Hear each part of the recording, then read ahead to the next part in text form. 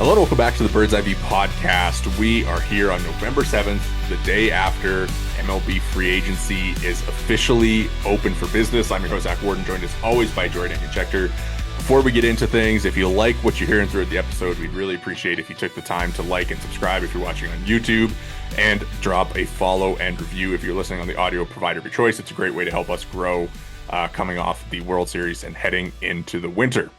Jori, speaking of the winter, I know this is your time of the year, so I will let you warm up your pipes and get to it. Um, if you'll allow me for what is it, the third straight year, or maybe it's the fourth, I don't remember, but it's the most wonderful time. Yes, it's officially silly season. It is off season. It is officially here. Free agency, trades, transactions. Yes, it's a very exciting time of the year to be a baseball fan. Obviously, there's a bit of a different feel this time around. The Blue Jays normally haven't been playing for about a month, and you're kind of feeling okay. I've got the itch. Let's get some transactions going. Obviously, the sting is a little fresh still in relative terms, but as you can probably tell by my tone of voice relative to the last couple of episodes, there is a lot more excitement and preparedness for the winter to come for these Toronto Blue Jays, who should and likely will be working right at the very top of the market when we're talking about free agents and potential trades. Yeah, it's going to be quite the interesting offseason. Obviously, when you come off a World Series finish where you lose in Game 7, it's maybe not always you're not always ready to kind of get back on the horse and get right back at it, but that's going to be the case, right?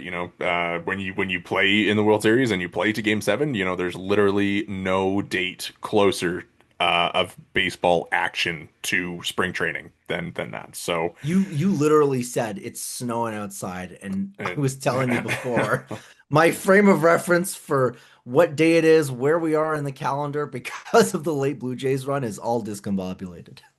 yes. So, well, I mean, obviously we'll get into this. This is going to be our off-season preview episode.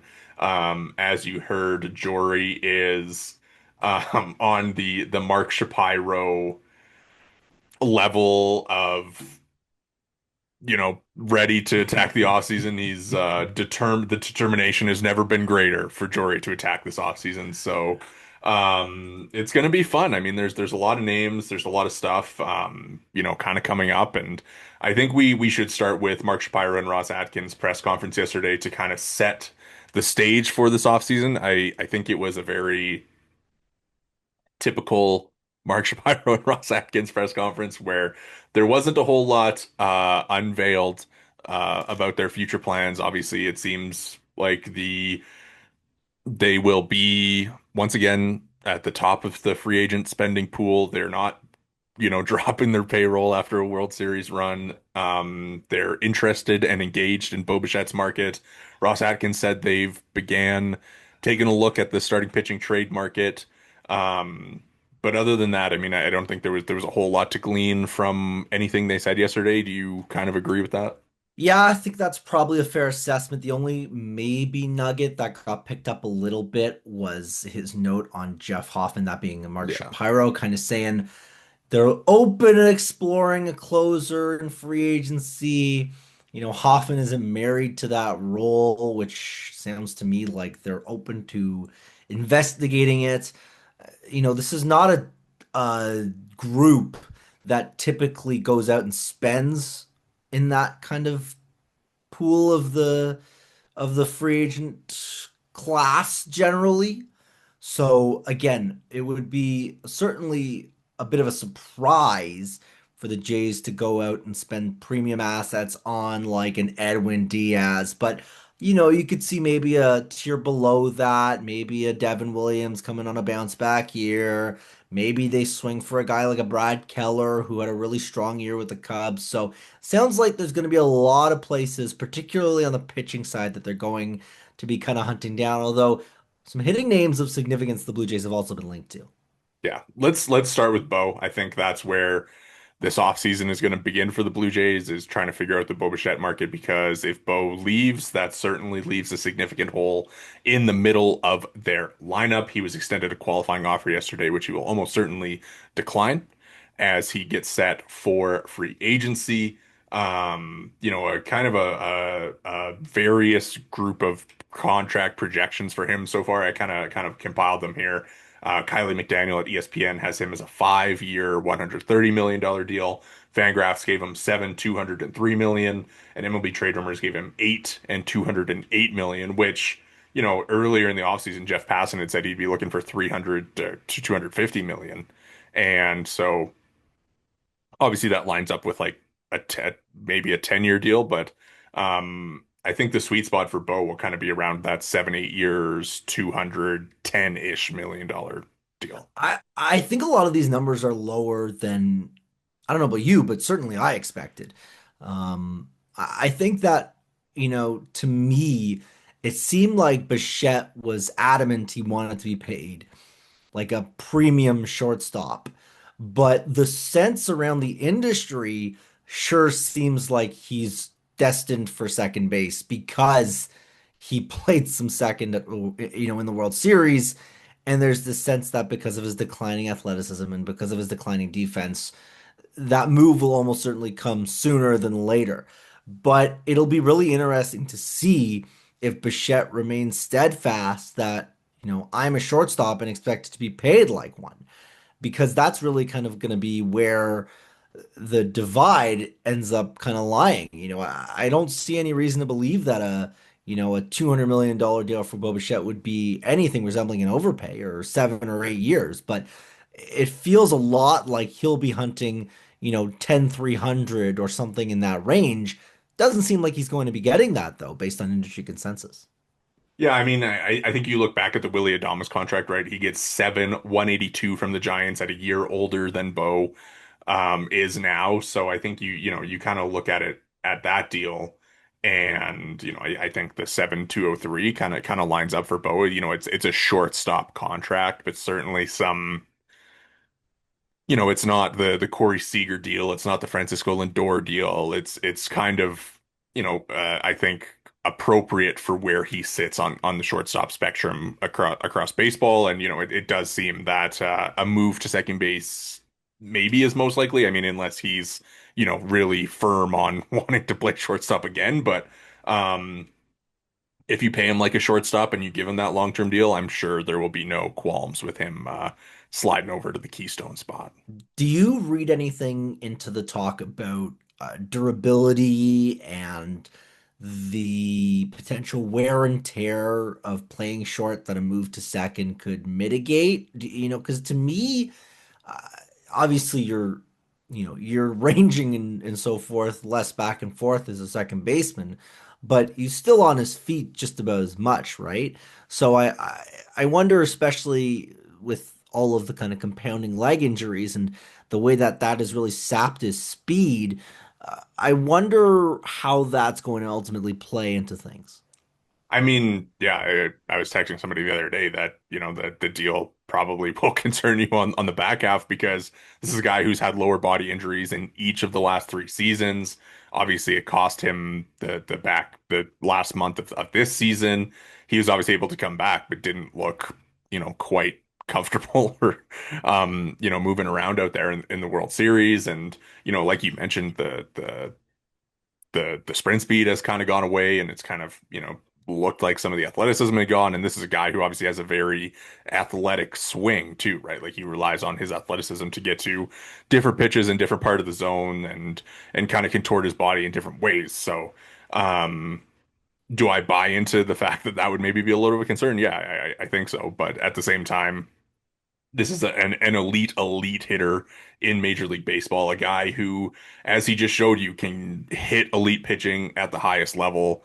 And, I think that coming off of the season that he did, off of the World Series, where he was still able to hit so well despite being clearly limited. He hit 348 in the World Series with one of the biggest home runs in franchise history in Game 7 against Shohei Ohtani.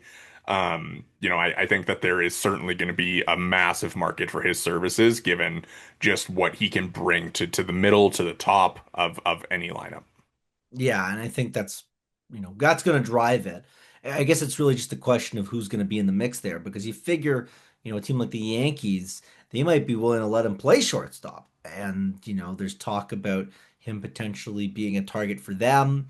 He's almost consensus been linked to the Blue Jays and the way that he's come up through the system and the strength of the connection between the familiarity and so forth with the club and with the player. It's hard to imagine him going elsewhere unless someone offers him genuine shortstop money and a chance to play shortstop. I'm not sure who that team is going to be, though. Yeah, it's I think the Blue Jays are kind of the main team in this sweepstakes because he just has such a natural fit. And the Blue Jays kind of have a need, right? Like if Bo signs elsewhere, there isn't a clean replacement for him on the free agent market. Obviously, you can go out and sign a Kyle Tucker or, you know, another hitter who can kind of, you can slot him in that same spot. But I don't think that there's a guy who kind of fits the way that the Blue Jays play quite like Bo does. I just reading like MLB.com had a piece this morning, listing some of the potential suitors, and it's like the Giants, the Braves, the Dodgers, the Tigers, and the Phillies. And I think when you look at all of those, like there isn't exactly a super a fit that strikes me better than the one with the Blue Jays. Well, here's what I think is also really interesting. You look at a team like the Tigers, and third base is an obvious spot that they're looking to upgrade. And there's been this kind of percolating discussion about him maybe shifting over to third base, but he kind of is the almost like the opposite of a guy that you'd want to move there in terms of, he's got not great range and a kind of a weaker arm. Yeah. At third base, obviously the range is less demanding, but the arm is more demanding. So you'd think that, if you're going to trade off of him being a shortstop, he's at least got to have the arm to make up for it. And I just, I don't think that's necessarily the case for him. Yeah, no, I think if you're moving him off short, it's to second base, and I mean, I guess the Tigers would be a pretty good fit for him because Glaber is going to free agency, and they're probably a club that ended up with a little bit too much swing and miss last year, which kind of contributed to their second half fall off. So, if they're looking to play in the big boy market and kind of get themselves back to the postseason and try and find a bat like that, they would be a fit. But I mean, just for you, like looking at the Blue Jays, like how much do you think that they like kind of need Bo Bichette back to replicate some of their 2025? I think that there's kind of two parts to this. I think it's talking with the head and talking with the heart. And I think that to me, I'd love to have Bo Bichette back. Um, I think that he's a clean fit. I think there's a really talented player there. I think that there's a lot of reasons to want him to be a guy that's a Blue Jay for long term. I don't think he's necessarily my number one target. And this might be pie in the sky dreaming, but the Jays have been linked enough to Kyle Tucker that to me, if signing Bo Bichette is going to take you out of that market, I would be willing to wait on Bo to take a swing at him. And some other guys too. I look at Dylan Cease. The Jays pitching to me is of greater need than second base almost. Obviously they're not perfect, but I do think that the Jays do have a bit of kind of a not a glut necessarily, but a bit of a pipeline of some fringy kind of middle infielders that I think you can offset Bo's production with the bat with a better bat, even if the positional fit isn't quite as neat into the kind of organization. What contract would you be comfortable giving him? I do think that the numbers being thrown out here are fair. I continue to be concerned that Bichette, if these were the numbers that Bichette was ready to take, I think that he would have been extended a long time ago. I think that Bichette is probably looking for a number that starts with three And if not that, then certainly in the high twos. And I don't think that the Jays, who, as we've seen time and time again, are pretty rigid in relative terms with their evaluations. You think of, all the Soto talk and the discussion how they never got to that 700 range, or if they did, they just barely kind of peeked over it. And to me, Bichette's like the classic player that you want to stay firm on your evaluations of because of the athleticism concerns, because of the injury concerns, because of the positional concerns. Yeah, it'll be so interesting to see not only like what he gets, but I think kind of how his deal ages, right? Like will be, how he's able to kind of fight off father time and like keep his bat to ball ability and not fall victim to sometimes the way that the aging curve in baseball can be unkind to guys who swing a lot and rely on kind of that pure You bat know, to ball ability. he's young enough that you're comfortable, Yeah, honestly, with most of his pre 30 years, yeah, even into 31, 32. That takes you 4, 5, 6 years. yeah. It's when you get into 7, 8, and then Bichette presumably wanting 9, 10, maybe 11, probably not that long. That's where you start to get concerned about the back half. And you maybe, with him, you maybe are more interested in a short term deal. Whereas with Bichette, you figure that for him, he's definitely searching, he wants his payday. All right, let's keep moving on. Obviously, a very wide-ranging free agent market, and we're not going to be able to get to every free agent, but I think we can kind of maybe finish off with some of the hitters here. Obviously, you mentioned Kyle Tucker being, kind of your number one target, and the Blue Jays are certainly going to be at playing at the top of the market this year. They're going to be involved in these conversations, I would imagine. The Kyle Tucker contract projections have kind of been, ranging a little bit. I mean, MLB Trade Rumors has him at 11,400.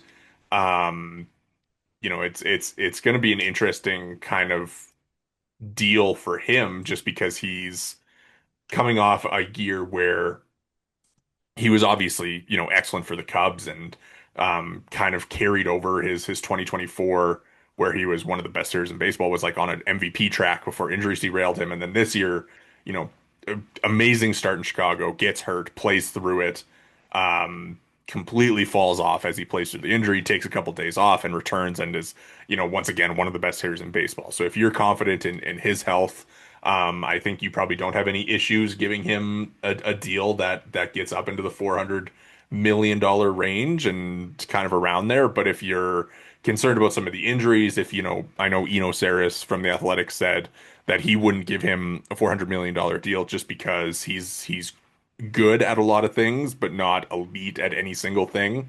Um, I would imagine for him being a 29-year-old who has like one Soto-ish traits that 400 on the open market will be attainable. I definitely think 400 is attainable. I wonder if 450 is attainable for him as well, because I think that when you start talking about some of the big players that could end up involved, you look at like the Dodgers potentially being linked and the Yankees being linked. The Jays, as I mentioned, have had their name tossed out there once or twice. I do think that the 450 range for him is absolutely in the realm of possibilities. I would say no for 450 because he's 29. I mean he should age fairly well, but I mean when you think of, the guys who have been getting like these types of contracts, I mean obviously Shohei, totally different conversation, but I mean Soto was 26, Vlad 26. I think those 3 years probably does make a difference in terms of what teams would be willing to pay on the back end. I mean Fangraphs has him at 10,370, so kind of similar to the AAV of an 11,400, but um, I definitely think he'll be around landing around that 400. I don't know how many years that he would want or what a team would be comfortable giving him, but it's certainly, based on what kind of is being set up here, like that 10-year deal around that 35 to $40 million AAV, which I'm sure the bidding will be interesting to see where teams go, and that maybe is where you get into that 450 range, is if you get kind of a pissing contest between the Yankees and the Dodgers and the Blue Jays for his services type of So thing. here's where I think I kind of differ with you where I think he can get to that 450. Aaron Judge's AAV is $40 million. That deal is signed before Vladdy's mega deal. Vladdy gets 35 and gets a 14-year deal. I wonder if Tucker's able to get 12 years at around 40-ish. And if he gets to that point, you're talking like 480. So to me, even if you want to bump the AAV down because he's only 2 years older than Vladdy, I do wonder if he can get more than 10 years on the open market. Um, e- like I don't know. Would you be comfortable giving him a 12-year deal at 29? I mean, what Bryce Harper, when he signed his deal, how old was Bryce Harper? Because he signed for an eternity as well, isn't he? He signed a 13-year deal in 2019, and he's 19, he was 27, I believe. Yeah, he was 27. So again, the same thing So is, he was 25 at the end of 2018, so he was in that 26-year range. was he 20? Okay, so I don't know. I just feel like the Vlad 14-year deal. I mean, that takes Vlad through what age 40? Like Yeah. I feel like if a team really wants Tucker, they're gonna income for that age 39, age 40 season and not even blink because to me, the front half of that deal has like 6-win upside that you're not gonna, you know, at that point when there's a good chance that baseball's salary structure has gone through an additional CBA, never mind Yeah. this one. It could be a totally different landscape. It's almost not even worth worrying about that last 2 years of the deal if you're tacking him on, because the first 10 years of the deal, he'll have basically made his Hall of Fame resume wearing your jersey. Yeah. We'll see. I think with him it'll be based on what teams think he'll do going forward, right? Like with these other guys, you get their 27, 28, 29 seasons, and with Tucker, you're only getting that age 29 season. So, But I even think at some I point don't though, think you're hold on, I don't know if I no, because at some point you're just paying for past production, right? Because what he's done the last 3 years is so elite, and that makes up this contract. But it takes away like the 3 years that you're getting of Soto, Vlad, Harper, you're not getting for Tucker, which are among their most productive years. No, but this is a guy that's not going to age poorly. This is a guy with such elite command of the zone in terms of his swing decisions that this is a guy that you can comfortably say age 32, 33, even age 34. This is going to be a guy that's going to be productive. But maybe not at the same level as those guys.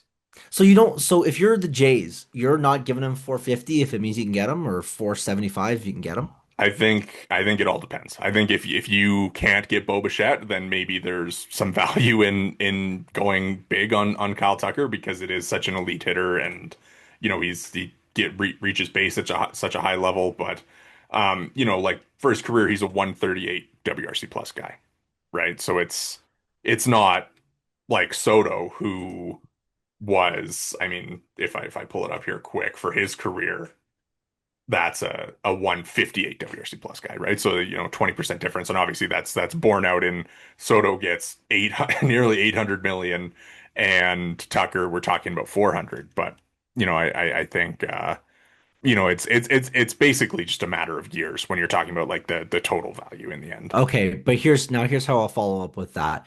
Take out his first 3 seasons when he was a rookie and was unplayable. His 2019 first cup of coffee in the big leagues and was just a slightly above average hitter. And then the COVID season, which was again just pre-breakout. His most productive, at his most productive. You say that he's a career, what was it, 130 whatever WRC plus guy. What is he basically since becoming Kyle Tucker? 143. Like to me, that's in the Vladdy zone. That's 100% in the Vladdy zone. I guess we'll see. I would I pay think him. the If I was the age Blue Jays, I would it would, if you were willing to give that money to Juan Soto, I wouldn't even think twice about giving that money to Kyle Tucker, assuming that the Juan Soto money hasn't been allocated to Vladimir Guerrero Jr. I think there's some value in being aggressive this offseason where, like you mentioned, like there is a lockout looming, right? And potentially when you return to baseball in 2028 or whatever, there could be a whole new economic system. And say that a salary cap is instituted in 2027. Um, Part of the reason that the Blue Jays are or part of the Blue Jays' competitive advantage right now is that they're willing to spend in this economic system. And if there's a salary cap, everybody gets put on the same field as you. So there's an advantage to being this financial behemoth while you still can. I will say that as well. Yeah. Let's keep moving on. I mean, hitter wise, the Tucker thing, the Bo thing, those are kind of the two top hitters that I think we'll be watching for.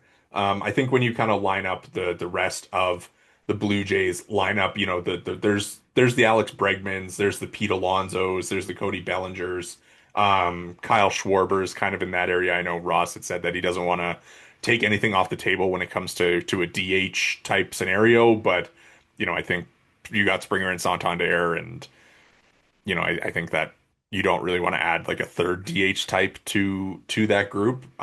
We can get into Murakami, but are there any other hitters kind of at the top of the market that you are intrigued by as a potential fit for the Blue Jays?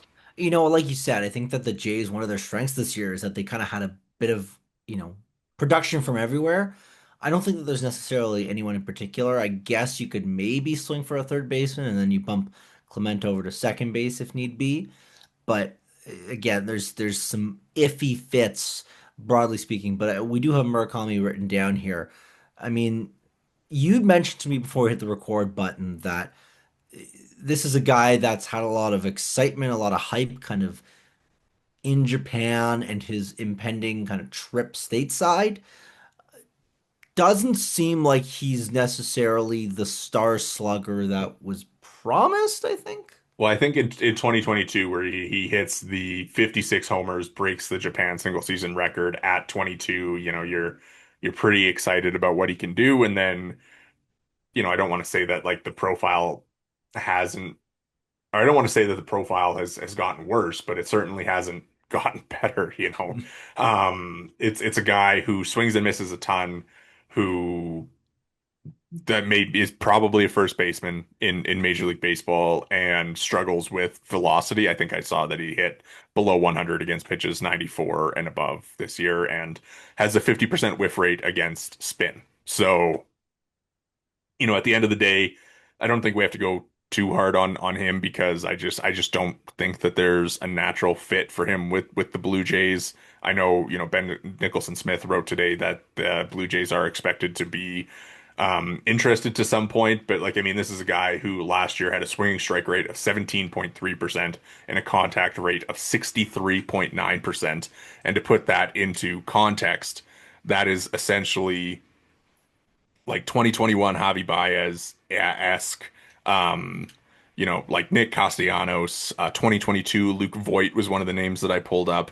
There's certainly hitters who can succeed doing stuff like that. You think Joey Gallo, I think Salvador Perez in 2021 was kind of along that level, but those players have to do so much damage. And I think when you look at those numbers, there really hasn't been many hitters that have come over from Japan and improved their whiff rates and their contact rates. So it seems like he's going to struggle. And that's not to say that he can't improve once he gets there, but for a guy who's kind of looking at a contract in maybe the $100 million range, I think MLB Trade Rumors has him 8 years, 180 million. It'd be a pretty big risk to take. I mean, obviously the red flags speak for themselves. Is this a case of like the power will play regardless, you think that's why teams are gonna like this is a guy it sounds like if he's hitting 56 bombs in Japan. This is like probably a 30 or 40 home run threat in the big leagues if he can figure out spin. I mean, it's 80 grade power. So maybe it's one that I just think, it's a guy who, like, are you willing to take that bet if you're the Blue Jays or the Yankees when you're trying to contend, when you kind of need that production right away? Like if he comes over and takes a few years to figure it out and you kind of waste your window as he's trying to work his way through his issues. I just think that it would be a tough sell for teams. I get it. Again, I don't mean to make this the disagreement episode, but 80 grade power speaks for itself. Now, I do want to be clear. The fit to me, it's iffy for the Jays. I just wonder if again, like I kind of said, the power will speak for itself. But like you kind of said, the numbers there's enough red flags that he's not really my kind of cup of tea. I've pretty long said, and I think I'm on the record saying, I do not enjoy watching guys with 30% K rates. I understand that they have a place, but it kills me inside. So to me, he's a guy that I could definitely see kind of a mid-tier kind of contender going after him, trying to make him kind of their guy. And the upside is you found a 40 home run bat for nothing but free agent dollars. The downside is obviously this is a guy that could be Joey Gallo, who is presently making an attempt to come back as a pitcher. Joey Gallo, but without the defensive value. So I don't know. It's not as enticing of a profile. I think where he lands will tell you a lot about how MLB teams kind of view him, right? Like if the Dodgers sign him, if the Yankees sign him, then you'll kind of maybe be, even if the Blue Jays sign him, you'll kind of be like, well, they probably think that there's something fixable there. If the Giants sign him, if I don't know what team The you can throw at the Padres, pod. Well, well, they're not spending money these days, really. But yeah. the Angels, or Yeah, like if the if if we're the talking Angels like a if the Midwest kind of like a Central team or if the something. Angels throw the bag at him, you can kind of read between the lines about what's going on there. Maybe Uh, it's a Moneyball 2 Paul DePodesta move. Honestly, man, like That would be put fun. put him in That would be Colorado. That put him fun. in Colorado. That I would be fun, I actually. would I would I not be mean, opposed. Like he who would knows if he would he ever would spend the money, he would hit but 50 home runs. He would hit he would lead maybe the league in more. bombs. He would He would absolutely. That he would be a would fun. That would be fun. I mean, the Rockies would still stink, but that's not it. That's neither here nor there. yeah. Any other hitters you kind of wanted to touch on? Any under Let's the let's move radar on to the guys? pitchers actually, because I think that this is also a really kind of meaty area for the Blue Jays Yeah. because obviously the Bieber opt-in really kind of changes the complexion of this offseason. Obviously, all the money that frees up and it fills up a very obvious need in the rotation. But instead of two starters, maybe now you're looking at getting one, but you still need him to be kind of a high end, maybe a number two, number three. Who is that exactly? I mean, remains to be seen. I don't know. What are you seeing? What are you thinking? No, I think, I think you set it up right there. A number one type, a guy who would fit at the top of the rotation, certainly would be welcome. I think when you look at what is certain for the Blue Jays rotation next year, and it is Kevin Gausman, it is Shane Bieber, it's Trey Savage, it's Jose Barrios, and then you've got Eric Lauer in the mix there somewhere. Um, but beyond that, you don't really have any other starters that are really pushing up from AAA. I think, Ricky Tiedemann will be in the conversation eventually, but he'll, kind of have to get his feet wet there. Bowden Francis is going to be in the mix again, but who knows kind of what that looks like. I think when you look at like the guys that are going to be taking the mound every single time, it's Gosman, it's Barrios, it's Bieber, and Savage, as we've mentioned, might need some kind of guardrails around his usage next year. So, they've got the money, so why not go out at the top of this strong starting pitching market and try and land a guy that maybe he isn't better than Kevin Gausman, but can kind of, serve as like a co-ace with Gausman type of thing. So there's a couple guys here I think that really like there's three different types of players here, I think. Obviously, Michael King's kind of in this discussion, but I think the big ones are it's Dylan Cease, it's Framber Valdez, it's Ranger Suarez. They all, different ways to skin a cat. You've got Cease, the strikeout guy, but a two-pitch pitcher. You got Framber, who will generate ground balls like nobody in baseball. But And you got also Ranger might Suarez. just be a clubhouse cancer. Exactly. Or you've got Ranger Suarez, who's kind of like a funky lefty, doesn't throw particularly hard. Based on, first of all, their fit with the Jays, but also the Jays' prior history. Of those three, if the Jays were guaranteed, in air quotations, to get one of those three, who would you say is the most likely one they are going to go after? I've been pretty firm on I think Cease is the guy that they are going to be in the market for. You mentioned the the two pitchness, but which is generally I think fine. Obviously they signed Kevin Gausman and that's turned out really well, but Cease to me just kind of fits what they look for, right? Like this is a durable starter. He's made over 30 starts in each of the last 5 years. If you look past his ERA last year, which I don't think that teams are using ERA as an evaluator for the free agent signings. This is a guy who struck out nearly 30% of the hitters he's faced in the last couple of years. He's kind of found a consistent command point, walking less than 10% of the hitters, when I know earlier in his career he did kind of have some of those walk issues. I think that this is the best free agent starter available, and I think that he, with the way that he's durable, with the amount that he posts, and that's obviously something that the Blue Jays value, and has good stuff, and he's still just 29. He's about to turn 30, but I think that that's not a problem for them kind of bringing in veteran starters, and I think he would just kind of be a naturally good fit. But I also think that Ranger Suarez also seems to be kind of a pretty a seamless fit in this rotation, but he's just a little bit less durable. Do you not think that the Fromber thing with Clement and with I think Jimenez? Fromber is the ideal target for them, but I think that they have like this no clubhouse cancer policy that maybe limits how well that he fits. But do you think this Fromber thing is just based on the crossing up his catcher thing? No, I think that he has a little bit of a reputation of being a bad clubhouse guy that goes beyond that play, but that play is obviously kind of where it leaks over a little.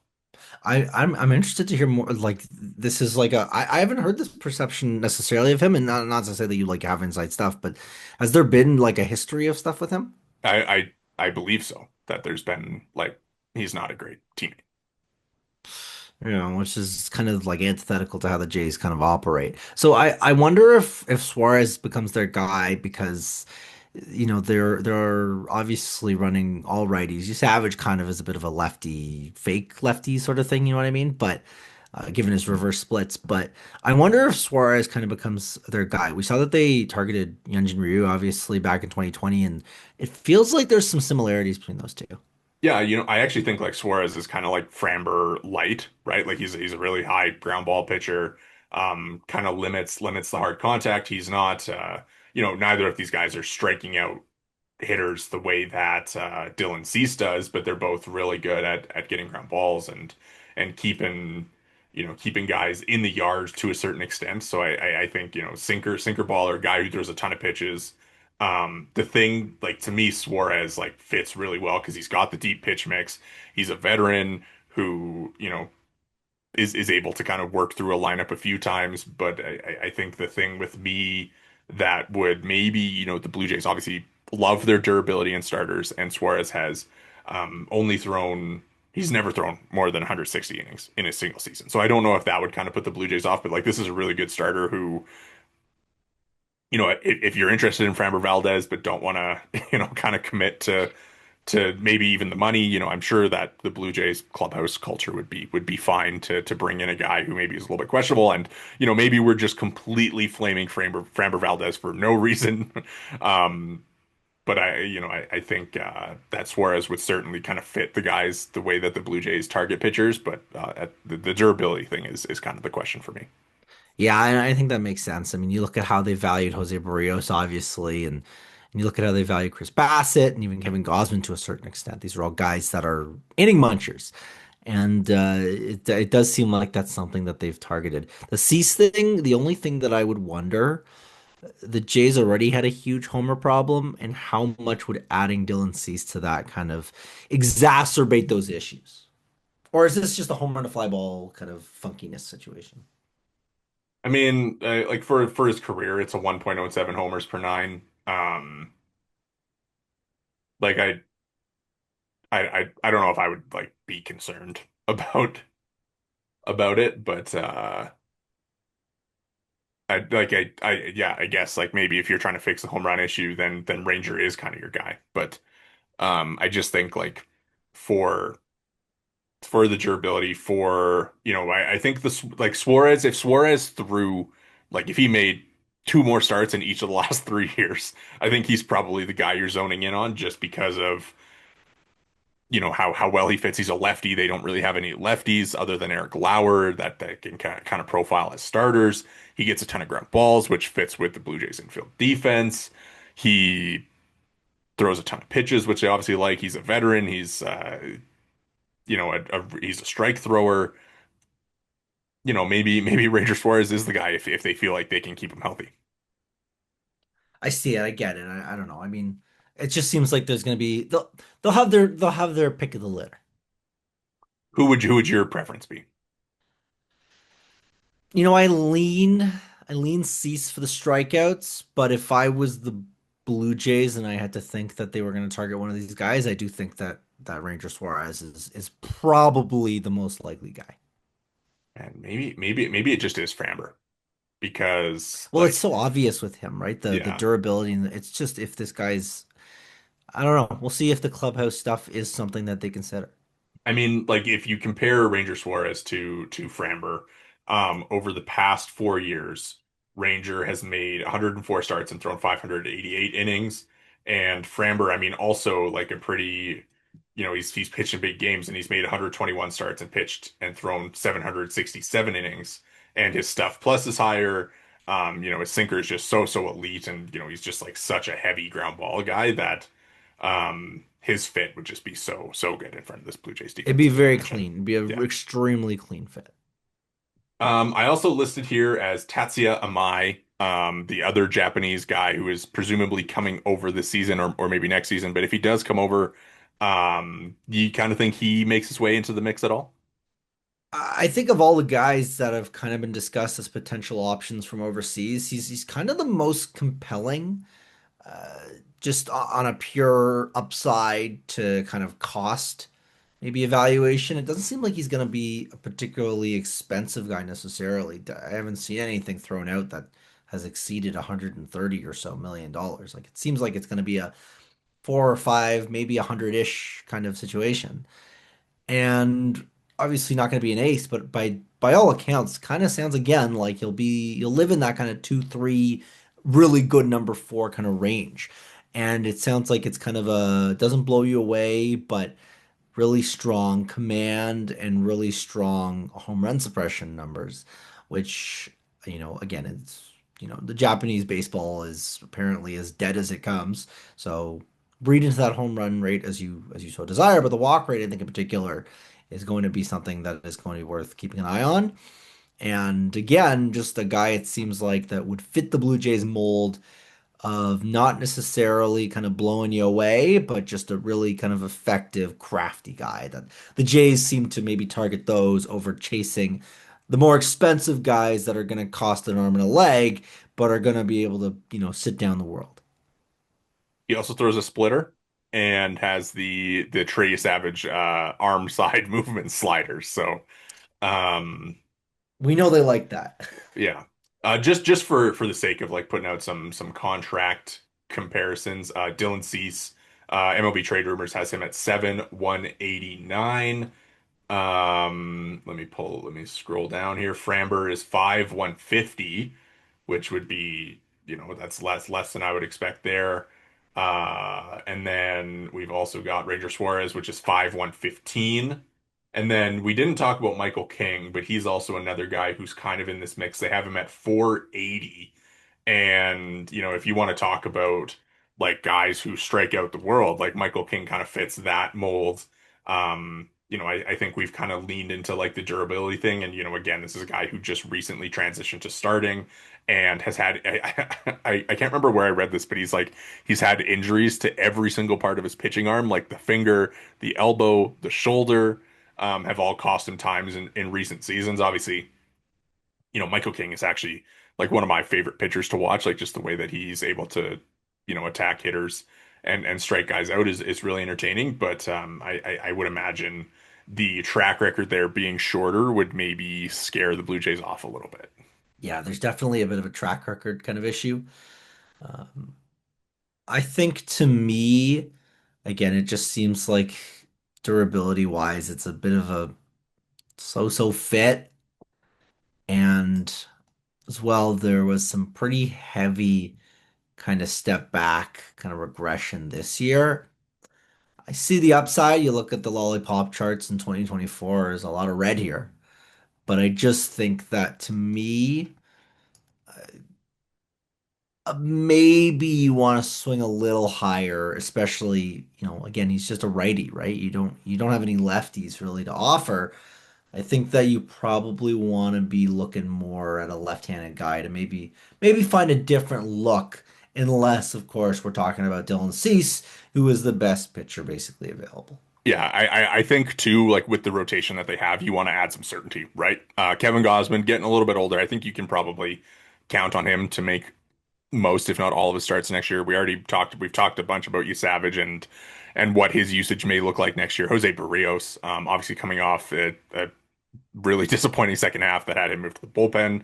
Um, he'll start next year in the rotation, but there's certainly some stuff up in the air there. Shane Bieber will be year two off Tommy John, so if there's some inning management needed there, there's for a rotation that has kind of had like innings locked down the last few years, there's a little bit of uncertainty going into this year. So I think if you can look at that Cease, Suarez, Valdez group to kind of add a guys who are going to take the ball and give you some deep starts, I think that would also be very valuable for this team going forward. Yeah, and I see the upside, right? I totally see kind of the you've got the one versus kind of the other. It's going to be a bit of a kind of a what do you weigh? Yeah. Um, Interesting. You mentioned the Jeff Hoffman stuff from the Ross Atkins presser where he said, that Hoffman isn't married to that role and they'll certainly explore any avenues to improve. We've kind of talked about them going out and adding a bullpen arm and a guy who can kind of, either pair with Hoffman and Jimmy Garcia or even just like straight up take over that closer role. I think it would be valuable for them to add somebody with closing experience, and luckily for them, there is a bunch of that available on this free agent market. Do you think that they're going to play at the top of the reliever group here? Or do you think that it's maybe something where they, for a group that is very infrequently spent on relief pitching, that they'll maybe go down a Yeah. little bit? Yeah, I believe it when I see it. I would love if they took a swing on a Devin Williams. Seems like a really kind of great guy to go after while his market's kind of soft. Again, nobody's evaluating on ERA, but this is a guy with all the peripherals of a guy that just, sent guys to hell with the Brewers, and then obviously the 55% left on base rate Yeah. with the Yankees kind of sewers his ERA. But if we're gonna talk about the Jays kind of spending anywhere, I don't mind him. And then Edwin Diaz is probably going to command a lot for a closer. Maybe you want to kind of settle up the rotation before you make that kind of commitment. But, maybe if you bump a couple rungs down and you miss out on a couple guys, you know, if he starts to reach the top of the market, you could see the Jays, you know, maybe looking at that as an opportunity if they miss out on a guy with the game of musical chairs that's going to ensue. But you know, you talk about a guy like a Ryan Helsley, like the year he had with the Mets. Obviously, it was really tough. And talk about Suarez with the Padres, and he's just not quite as talented as a Diaz or even a Williams. And it just how much do you really want to spend on a guy that's going to give you 60 innings or maybe 70 in best case scenario when you very clearly have an opening with your rotation. The Jays bullpen obviously had immense struggles at times last year, but the nature of the position to me, and I don't know if you want to go too deep into bullpen stuff.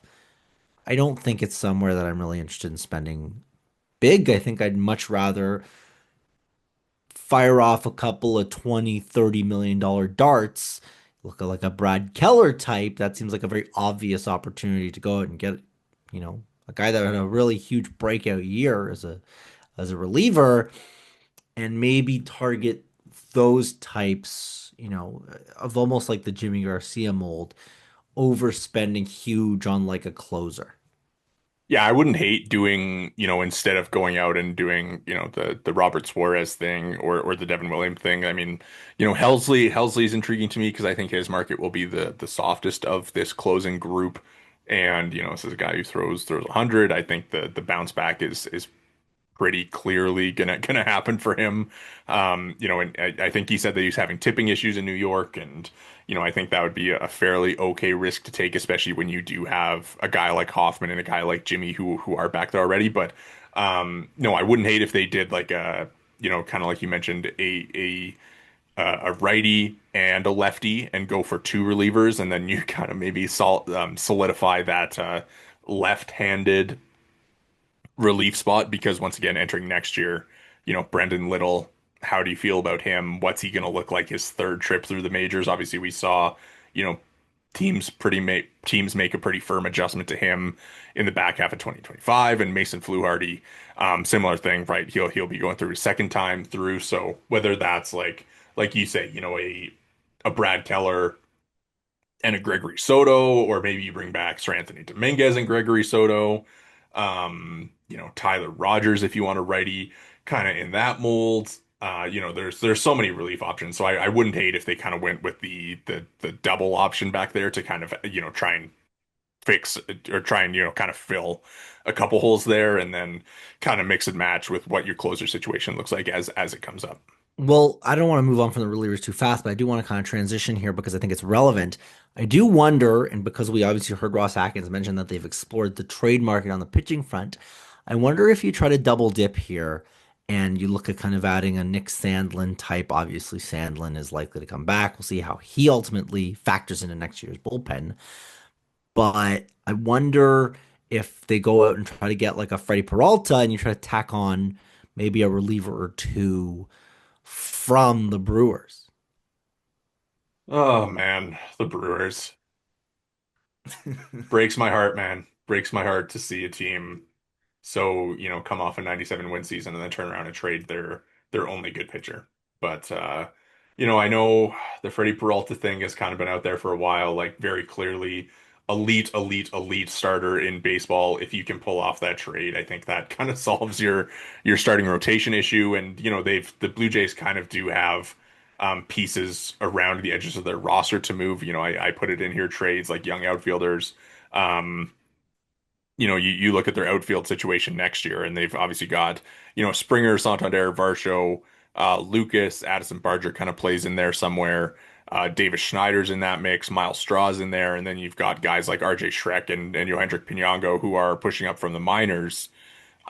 Seems kind of ripe for a group to trade from. And, I know you put out, I think it was Ricky Tiedemann and Schreck for Peralta, which, how did your Twitter poll end up on that one?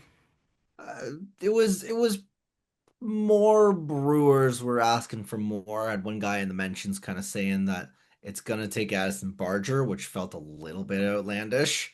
But again, you want to talk about young outfielders. I mean, if he's not gonna be playing third base because of a guy like an Ernie Clement, not an impossibility, but certainly would be unlikely. Yeah. Any other trades that you're kind of locked in on? I know you've been pretty big on the Freddie Peralta one. I think last year you were big on the Devin Williams one, so you're all about pilfering the Brewers. But I am. It's when you got an organization run like that, I would love every part of that organization. I um do wonder about the Hunter Green stuff. There's been mm, some talk that he could be on the market. I wonder if you could pry him from the Reds. I mean, obviously Scooble would be incredible, but I just think that that's going to cost you. I, It's I it's just it's not going to happen. I don't I don't think. think they've got the bullets to do Scooble. I think it's they don't have the bullets, and I think Scooble is a rental. I think that they will take a run at him in free agency potentially, but I think that maybe remains to be seen. Would you trade Trey straight up for Scooble? Like probably, but it would be uh it's probably the only way that you could get that deal done, and it would hurt a lot to do, and it would be really pushing the chips in on 2026. It's it would be the Upside's enormous. The downside is Trey Savage doesn't even have doesn't even have what, like 50 days of service time.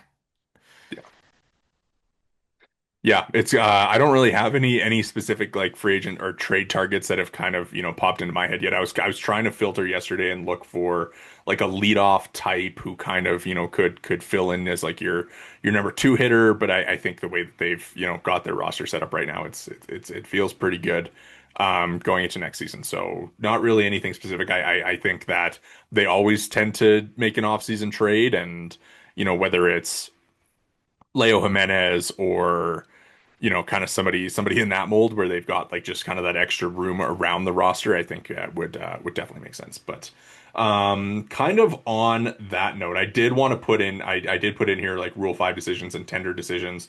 The tender stuff super easy. Dylan Tate and Ryan Bird just elected free agency yesterday, so Varsho, Lauer, Sandlin, Ernie, and Heineman are their only ARB eligible guys, and all of those are easy tenders, I would imagine, unless you are anti Eric Lauer for 4.4 million, but he was so good this year that I think you're fine bringing him back for that. Rule 5 decisions, they put Brandon Valenzuela on the roster yesterday, protecting him from the Rule 5 draft. Outside of that, I think you're looking Ricky Tiedemann will almost certainly be added to the 40 man. Kasevich is an interesting conversation because he's kind of in between right now. I think he'll get added as well, whether that's, to replace Leo Jimenez basically as a guy with options.